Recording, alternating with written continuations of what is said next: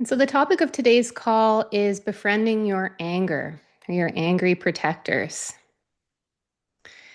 And these angry protectors, I think, can get a pretty bad rap, but they're really important, can be really important allies in our lives, in the work that we do in the world. And so as we begin to discuss and explore this topic, I invite you to just get curious about your relationship to your own anger. Do you see anger as being your ally? Do you have some fear towards your anger? Maybe tend to push it away or push it down? Maybe your anger tends to come in really big and take over. And maybe it's a combination of all of those things. And just start to get curious about that relationship. So I've been relationship building with my angry protectors for quite a while. We've been talking in recent monthly calls about people pleasing, feeling responsible for others, being afraid of judgment and rejection, criticism, and those parts of us that have a really hard time setting boundaries. And it's funny to think about how your work can shift over the years, whatever healing modality you're using. I'm specifically talking about my IFS work. I was just thinking about a time last summer when I was spending some time with family and specifically my younger cousin, and I was talking to her about people pleasing. And she said to me that she was really surprised to hear that I had challenges with people pleasing. And she said something along the lines of, when we were kids, I wouldn't have thought that you were a people pleaser. I actually really saw you as someone that people don't mess with. And I was actually kind of afraid of you. And so I had both like some tenderness and sadness that my little cousin had felt afraid of me, but also like just feeling some compassion and appreciation for how big my angry protectors were at the time. And that's the thing, our protectors, when they start to armor us, they kind of protect us from the whole world, from everyone. They tend to see threats everywhere.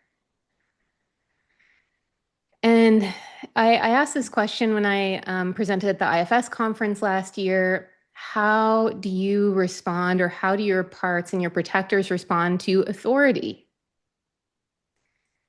And so maybe you can sit with that question for a moment and just notice, like, what is the first response that comes up? And I'll admit that it's a little bit of a loaded question because I think that term authority is a really complex term in our society because our society is dominated by patriarchy, which on one hand, there's an aspect of male supremacy, but I think even more broadly than that, that patriarchy is about abuse of power and exerting power over rather than empowering people or having power with. So just notice if that feels right for you. Certainly, there are healthy forms of authority as well.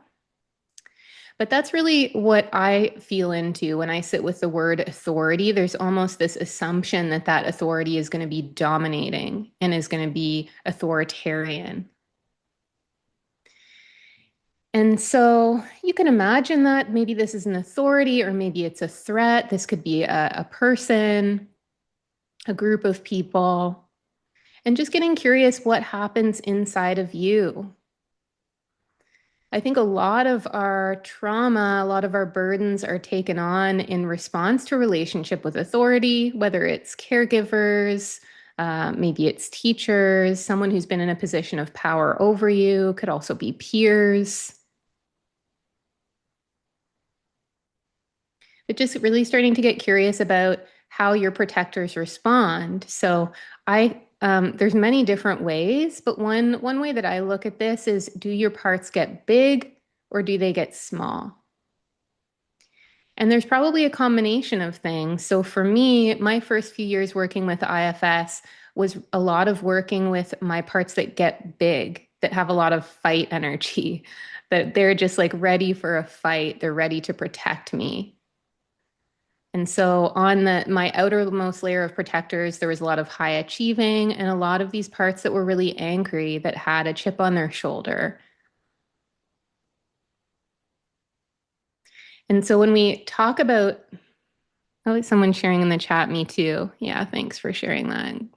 My parts appreciate hearing there's resonance here. And so in the IFS world, I introduced this call as talking about anger, but it's really helpful to realize that your anger isn't just an emotion. This is a part, or more likely multiple parts of you that are feeling angry. And there can be a lot of reasons for that. So anger often carries messages about unfairness or injustice, right? If someone's hurt you, that angry protector is going to remember and they're not going to forget it because they want to keep you safe.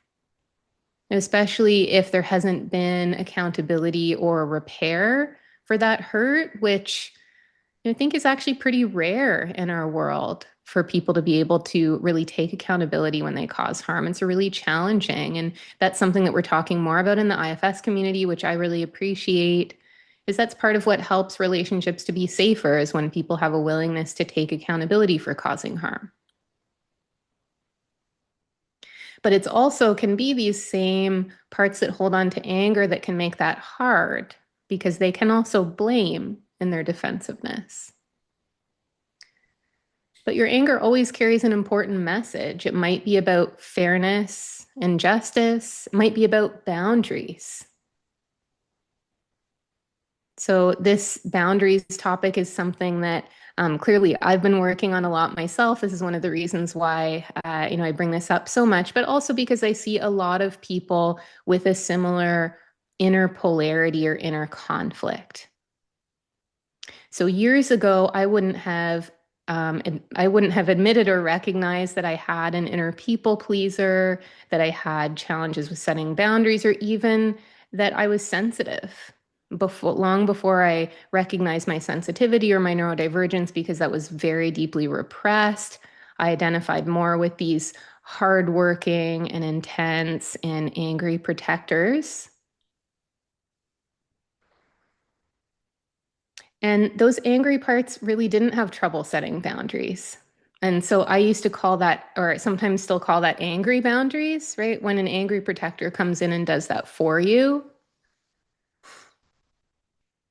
But then as I worked more and more with these parts and unburdened exiles, just in the last couple of years, I got to know these really tender protectors that took on jobs like people pleasing or being overly responsible that started at such a young age. It was really deeply embedded in my system. And those parts were protected by anger and high achieving ones. So that's kind of the orientation of my protectors. And I'm just sharing that as an example to help you get curious about how these parts relate in your own system. And I would say that I actually think it's maybe more common for people to have kind of the opposite parts orientation. I meet a lot of people that have their people pleaser and their caretaking parts that feel more on the outside interacting with the world. And maybe your anger is really deeply repressed. So sometimes I meet people that say, they don't even have anger, right? Are really disconnected from it because everyone has anger. And when you look around at the things happening in the world today and all of the oppression and harm happening, how can you not have anger? It's in there, but other parts of you might have learned that it isn't safe to feel it or that it isn't safe to express it. And so this is when we start to get these polarizations, these inner conflicts in our system, where there might be one part of you showing up with anger saying, this isn't right. You need to speak out about this, or you need to set a boundary. You need to be true to yourself. And then another part or group of parts saying, but that isn't safe. Right? We all want to be authentic and speak our truth and stand up for ourselves and have healthy boundaries. And the only reason why we don't is because it doesn't feel safe. Because somewhere along the way, people have taught you that being yourself, that being true to yourself, that saying no, that speaking up to injustice isn't okay, it isn't safe, that you're going to be criticized or rejected or ostracized. And I've met a lot of people who have been through this, who have tried to stand up for what's right or who have stood up for what they felt was right and that have gotten a lot of backlash from that. Been sharing a little bit about my experience writing this book, and it's taking me a lot of time to work with these parts that carry these burdens, these fears of being rejected or being criticized, because it is easier to go along with the status quo. There's less threat of rejection and punishment. And so it's really important um, to be compassionate and to be patient with these parts of you that don't feel safe with that. And so just noticing how that polarity might show up in your system. If there's a situation where you want to be more assertive or set a boundary or speak up for yourself, what happens inside of you? Maybe you feel some anger or some emotional charge, and then maybe there's also some kind of suppression or pushing down of that.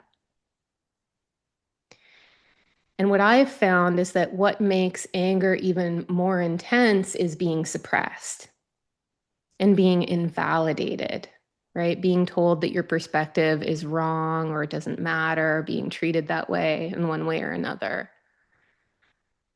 So that might be happening on the outside, but it might be happening on the inside too. So if anger shows up and you have other parts that are pushing it down and suppressing it, that can only happen for so long before it explodes. And that might be lashing out at someone else. Or this can happen with like a kind of caregiver resentment that you can only put other people's needs before your own for so long before people start to get frustrated or they have a part that gets frustrated because, their needs aren't being attended to. Or maybe there's a person that you really want to share something with, but it doesn't feel safe to share that truth. And eventually anger just comes out and does it for you.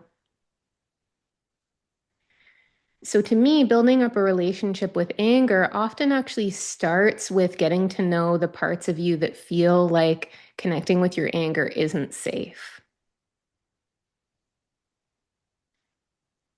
And getting curious about how you were treated as a child or as a teenager when you did say no or try to set a boundary. So our angry protectors are often, they also value autonomy and freedom. So anger can start to show up, but like it's normal at these developmental stages when you're really little, 2 or 3, starting to assert your autonomy. And the time period I really associate my anger with is adolescence. I've been thinking about that a lot recently. My friend Nicole has been hosting a small group who's exploring the gene keys, which is a system of spiritual exploration and contemplation. And the section that we're on right now is exploring the mental patterns that you develop in adolescence. And as soon as I started to go back to that time period, I was pretty surprised with all of the IFS work and therapy work that I've done, how much pain was still present around my adolescence. That this one part of me, I sometimes call my hyper independent part, was just immediately like, the world's not a safe place. I'm all alone, always been alone, always be alone, got to look out for myself, can't trust anyone. So just noticing if that feels familiar, if you have that part, maybe from adolescence, maybe from another age, that just feels really responsible for looking out for you and your interests and needs, that really has trouble trusting other people. And these parts can also have trouble trusting self. So they can be pretty skeptical because your own self energy coming in to connect with these parts in therapy can start to feel like, or can initially feel like, an authority figure. And that really can bring up these relationships that you've had with authority throughout your life, which might involve a lot of mistrust or defensiveness. And so just don't be surprised when you start to connect with anger, if this is something that's new for you, that there's some mistrust in there, or that that part of you is really looking for an agenda. Because they've probably been met with people or with your other protectors that have had agendas that want to silence it or make it smaller or make it go away. So anger really just needs to be heard, like all of our parts and like us, right? We want to be seen, we want to be heard, we want to be understood. But for a lot of us, when we did have healthy, developmentally appropriate anger, because anger is a normal part of being a kid and a teen, a lot of the time that was shut down and it wasn't allowed space. Because a lot of people have trouble holding space for anger. It makes them uncomfortable, makes them feel unsafe.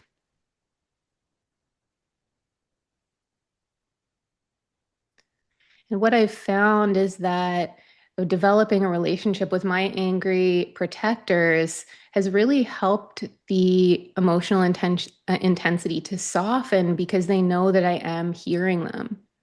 And if there's something I'm not hearing them about, the intensity might get bigger and that message might get louder. And that just means we need to tune in and listen, but also to really work with those parts that are saying that it isn't safe to connect with that one, because those parts that feel unsafe with anger, their experience has likely been that when anger comes on, it gets really big and takes over, maybe blasts people, and then you feel guilty afterwards.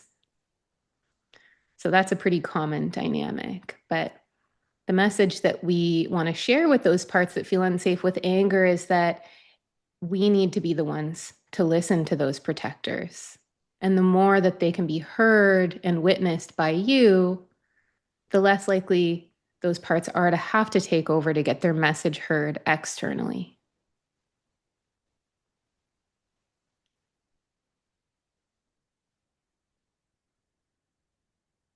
I'm just going to pause, see how this is landing for people. If,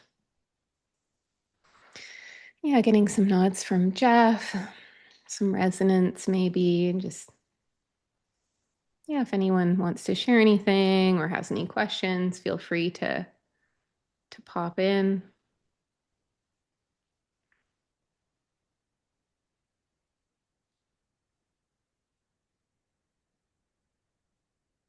One of the things I've heard in the IFS community is that angry parts are truth-seers. I really appreciate that.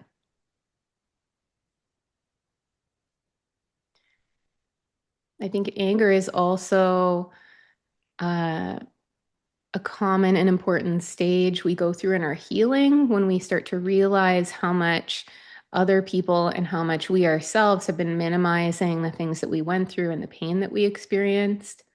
It's almost like that angry part is like, yeah, I've been seeing that and holding on to that truth forever and trying to share it with you. And so there, it is a common part of the healing journey, and I think a really important part to reclaim that anger and to honor it and to listen to it.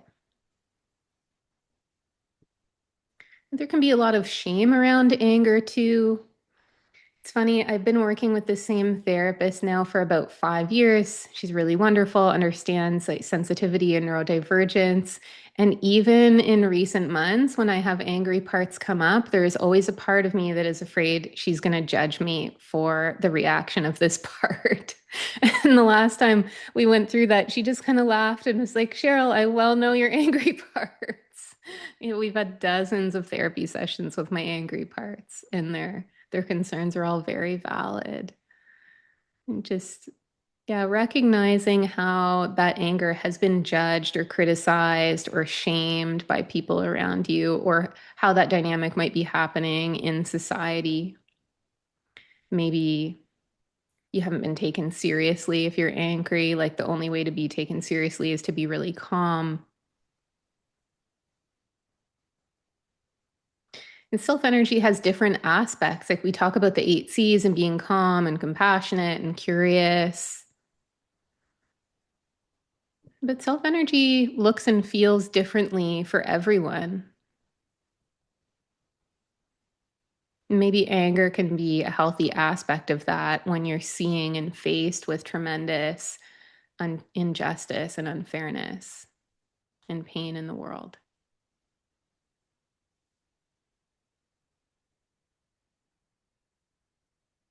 And sometimes I hear people talking about sacred rage in this community, that it is important to honor the anger and the rage that arise within us when we look at the terrible things happening in the world today and the terrible things that have happened to us that we've all experienced. That really needs to be felt and not pushed down in the interest of being more calm.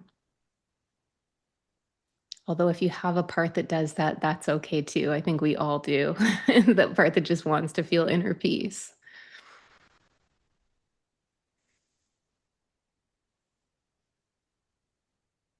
But it is a normal, natural reaction to be feeling angry when you are looking at harm and injustice happening in the world.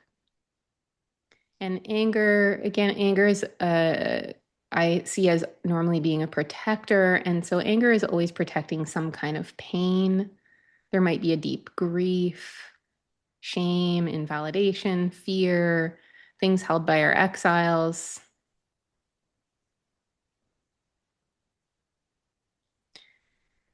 And so, in a few minutes, when we shift into a meditation, I'll just give you an idea of what to expect. That we're going to start with bringing a situation into your mind's eye that might trigger anger.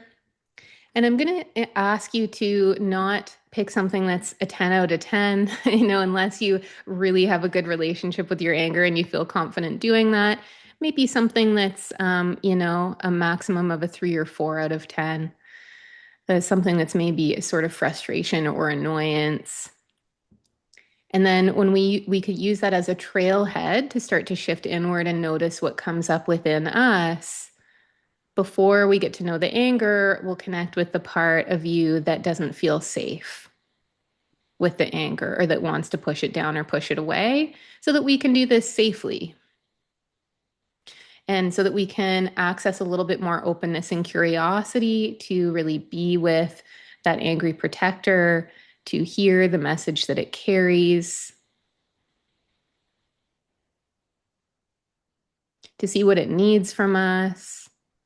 And this is really this process of befriending our protectors.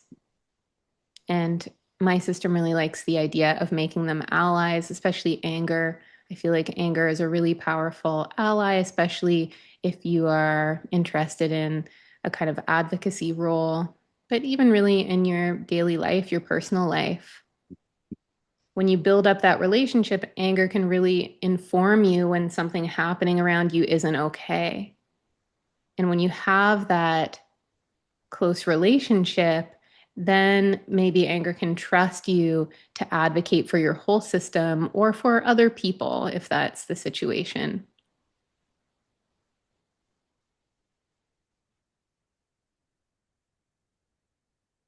And that can take time to build up that relationship. So just to honor that as well. For me, this is something that has really taken years, but has also been really deeply meaningful. And so I think that's why I feel really passionately about supporting people and getting to know their anger, because these parts are often repressed and pushed down and not seen as socially acceptable. But it's really important to hear the message that they carry. And at the end of the meditation, too, we can also see if anger is holding anything it wants to let go of. And so when we do this, it's important to do not from a place of wanting to get rid of anger, not from a place of wanting to decharge it, but just I really like to do this at the end of meditations, to invite the parts to release anything they're ready to release that isn't serving them anymore, any beliefs or any emotion or energy. And they may not be ready, and that's okay too. Derek Scott was my first IFS teacher and my first IFS therapist, and he used to say that unburdening is the natural ending to a healing conversation. So there's different ways of looking at unburdening in IFS. When I've had a healing conversation with one of my parts, I like to offer them the opportunity to release something. And again, there's no pressure to do that, but that's part of my process. So that's what I'll share today.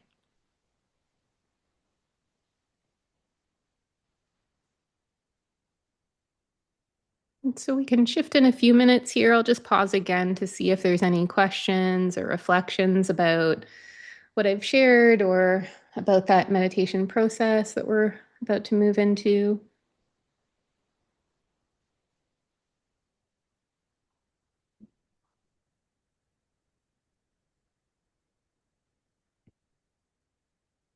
If anyone wants to share if they're feeling any resonance or if there's anything that isn't clear that you don't agree with, you don't have to take my word for any of this. It's just partly sharing my experience to help you get curious about what feels true for you.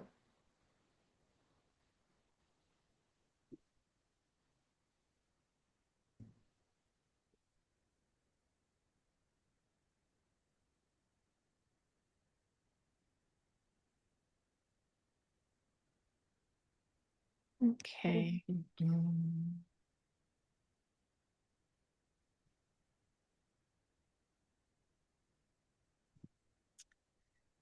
So there's no questions. Oh, Jeff's saying yes to it all. Amazing. Thank you, Jeff. Glad to hear this is landing.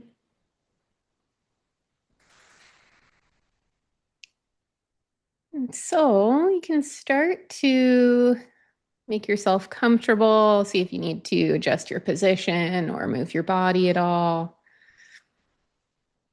Whatever helps you in starting to shift your attention inward, that may be closing your eyes or softening your gaze. And connecting with the breath is a really nice portal to shift your awareness inward.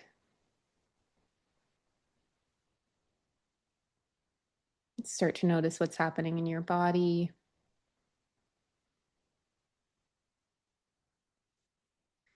I also find it helpful to move into a meditative space or a space of working with our parts with a sense of groundedness. So you might check in with that tree trunk, that energetic connection to the earth, just feeling that you have that support and connectedness.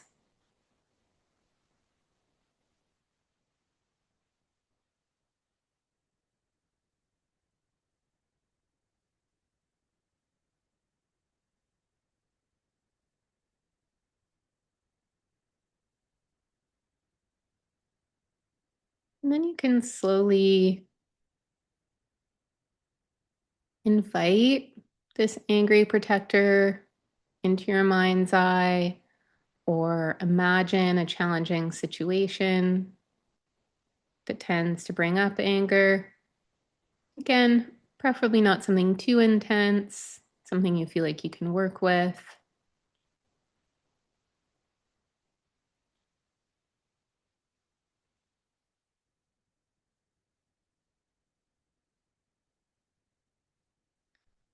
And just start to notice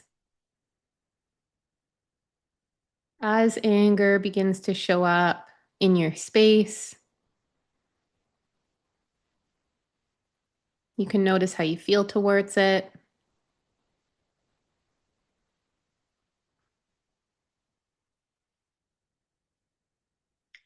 You could even put up a little gauge, 0 to 100, and ask yourself the question, how open and curious am I feeling about this part of me that's carrying anger? And just notice what you see or what you sense, maybe as a percentage.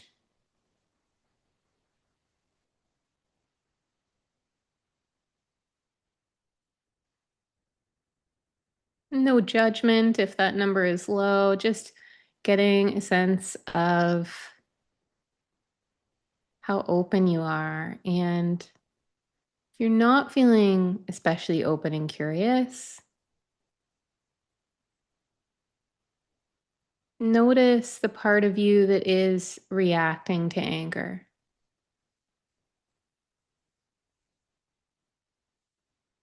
and invite that one to connect with you for a few minutes.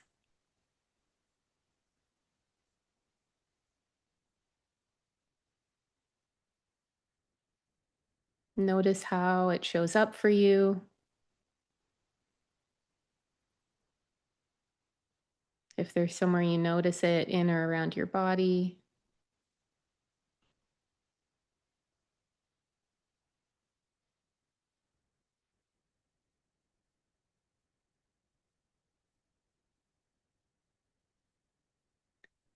You can just ask it, what do you want me to know?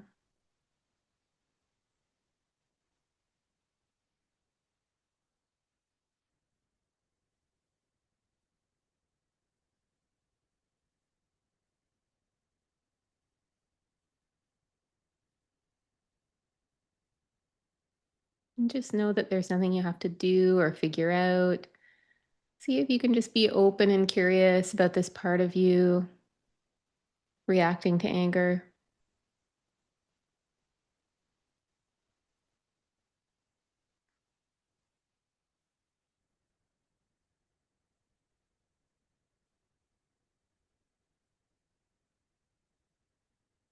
Maybe it wants to share with you how it feels toward this angry part of you.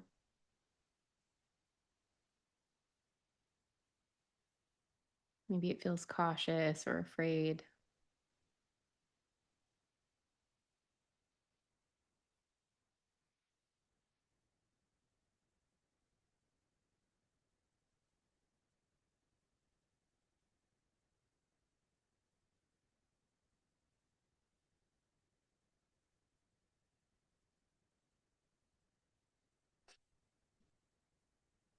It might also want to share with you how it's noticed other people respond to your anger in the past or present.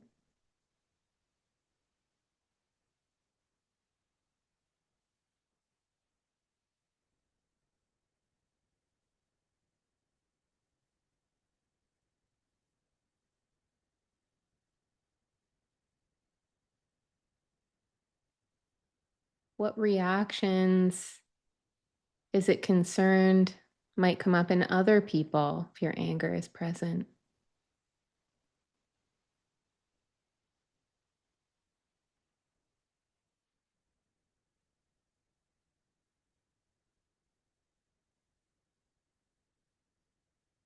Might be afraid of judgment or rejection or even anger coming up in others. Staying open to what this part wants to share with you.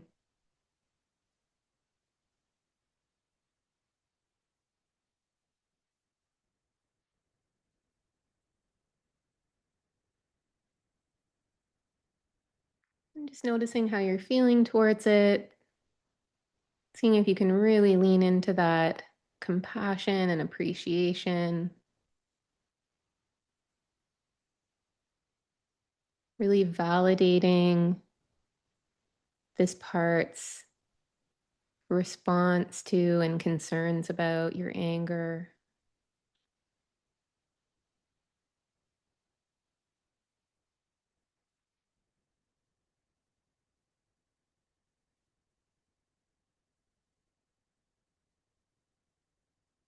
Noticing what it's like for this part to really be heard and witnessed by you.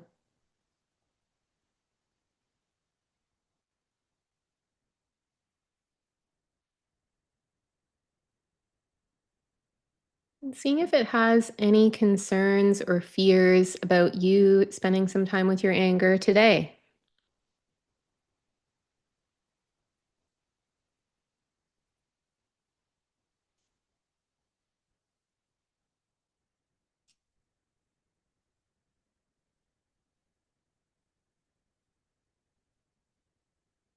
And just letting it know that the intention today is to connect with your anger in a way that feels safe.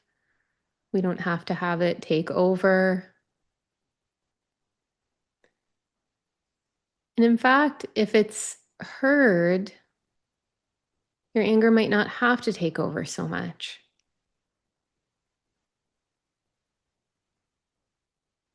But your intention is really to let all of your parts have a voice and have some connection to you. And so you could ask this one if it would feel safe, allowing you some space to connect with your anger.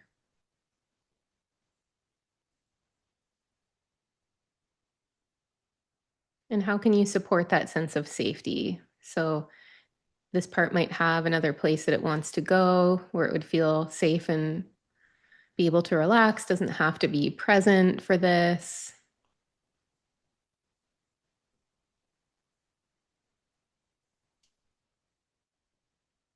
And so if there's some agreement or buy-in, just thanking that one for allowing you the space.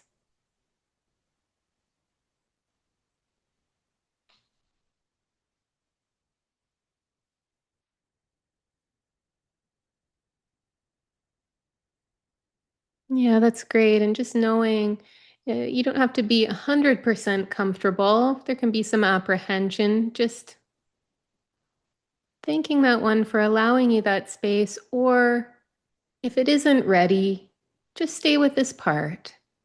It might take some more time or negotiation. And if that's the case, that's okay. And for a moment, shift your attention back to that gauge and just notice if that number has gone up at all, if there's a little more openness and curiosity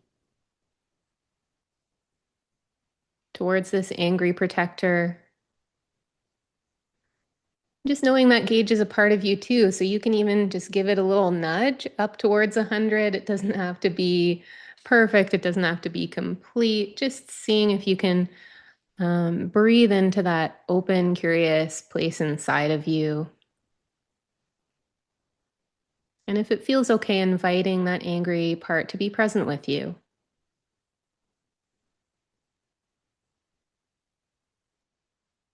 And to maybe notice that if it allows you a little bit of space, they can actually feel more connected.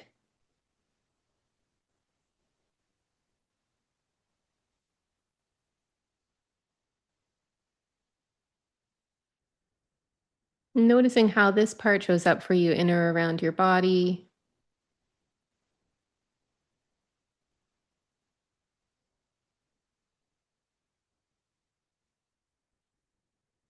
If there's some sensations or some emotion.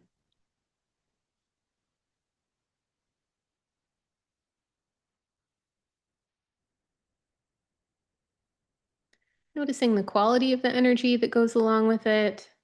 So maybe there's a movement or a heaviness or a sharpness. Just staying open.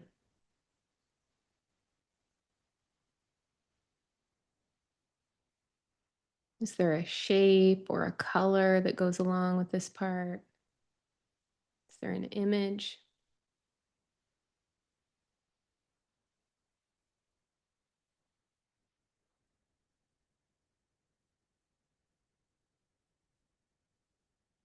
And if this part had words, what might it say?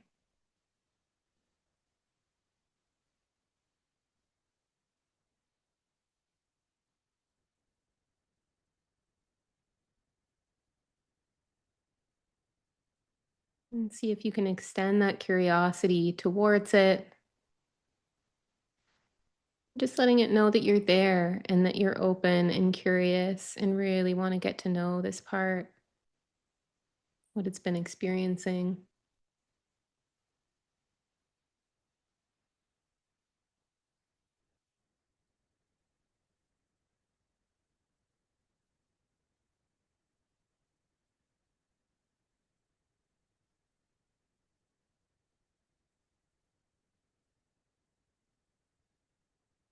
See if you can stay open to whatever it has to share.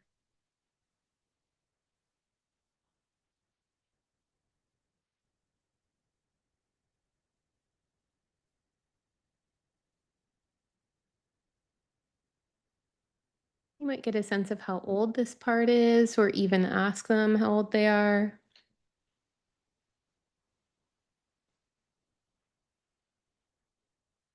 Are they young or a little older?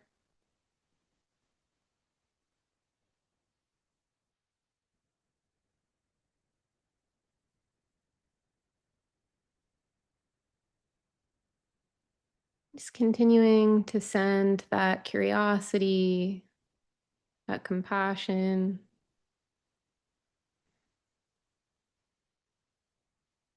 And notice how this part is responding to you.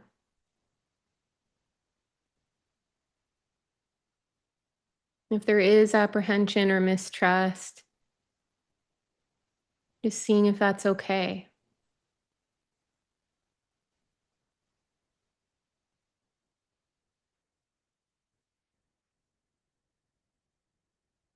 This part might be used to receiving some of your other protectors that would rather push it away.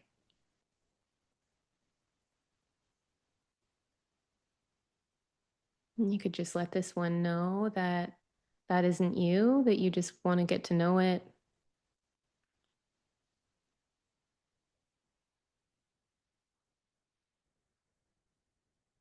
If it feels right, you could even apologize for this one having been pushed down or pushed away for so long.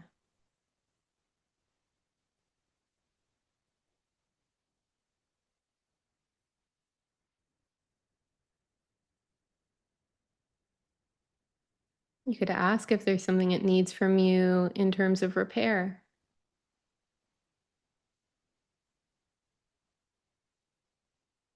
How can you begin to repair this relationship with this very important protector?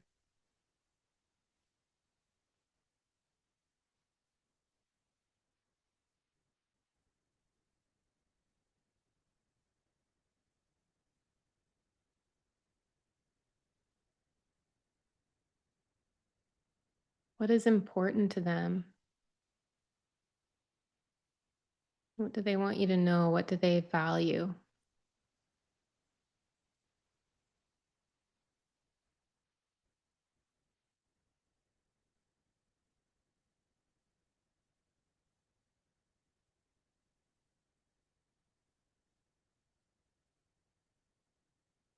Do they have a message for you about something happening in your life right now, or about something that happened in your past?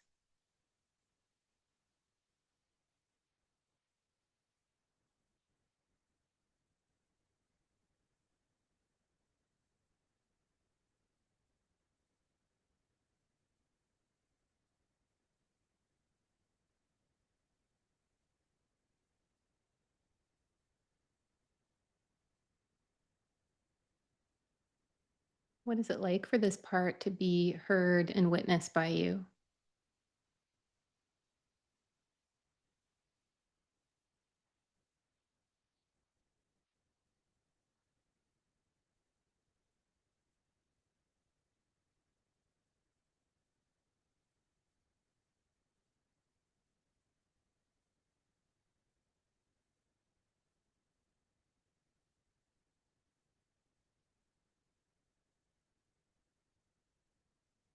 And would they like to develop this relationship further?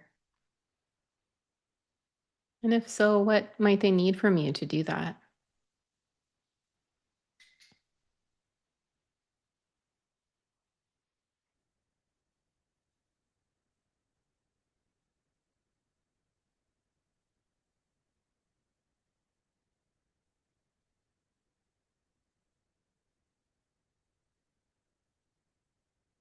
Is there a way they'd like to be externalized?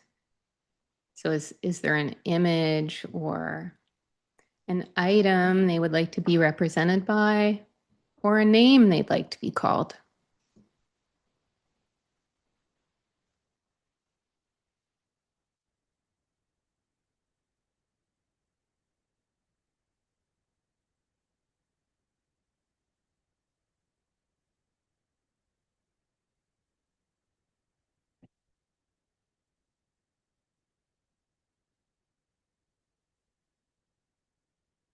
Just seeing if there's anything more they want to share with you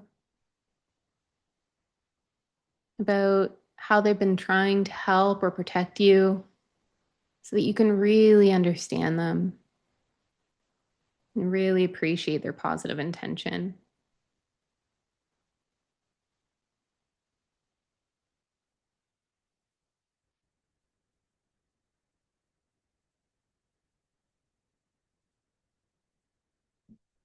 Just extending that appreciation if it's available.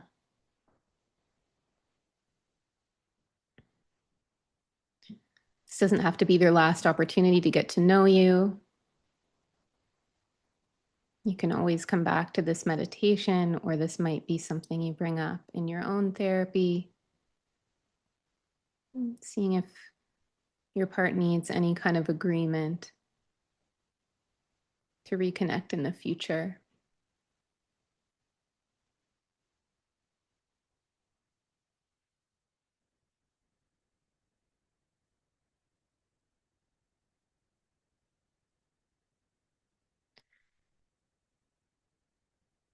Before we finish up with this part, you can always ask if it feels appropriate, if there's anything they're carrying that doesn't serve them, that they'd like to release, any beliefs, any energy.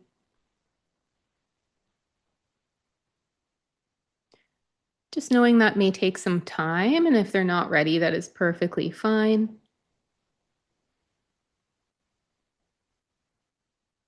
Just making that offer at the end of what I hope has been a healing conversation or the start of one.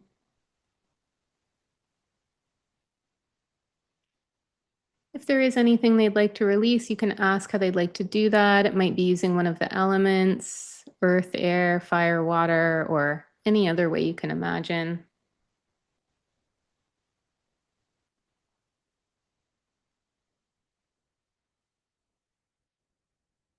You can set that up for them and just invite them to release any energy they're feeling ready to let go of, any beliefs.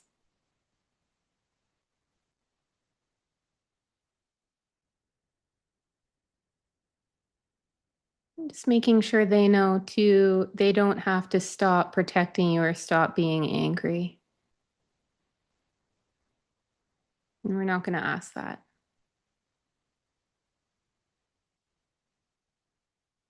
Just an opportunity to release a bit of energy if that feels right.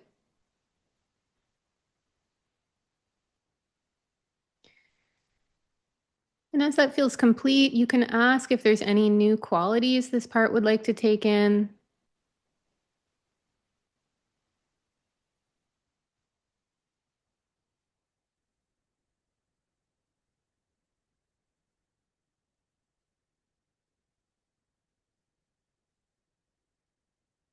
Just inviting those new qualities in.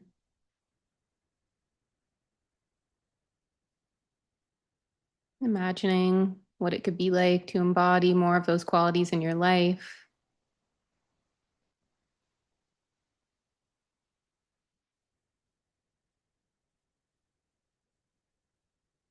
And just once more asking this part what it wants for you moving forward, what it might need from you in the next little while.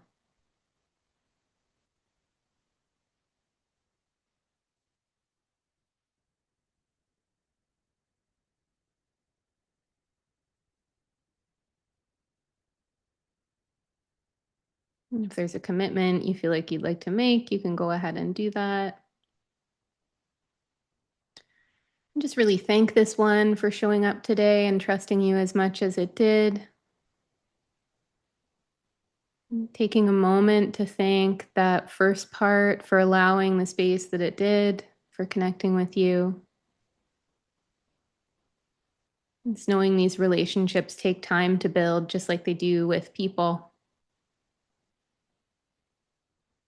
And you can let them know you'll be back at some point in the future. And when that feels complete, you can start to bring yourself back to the space around you. Maybe have a stretch. Just in case anyone has to go right at 1, just letting you know of the time. That meditation was a little bit longer. Yeah, well, I appreciate everyone joining today. Let me know if there's any questions. I'm happy to stay for a couple of minutes longer if there's any questions or reflections.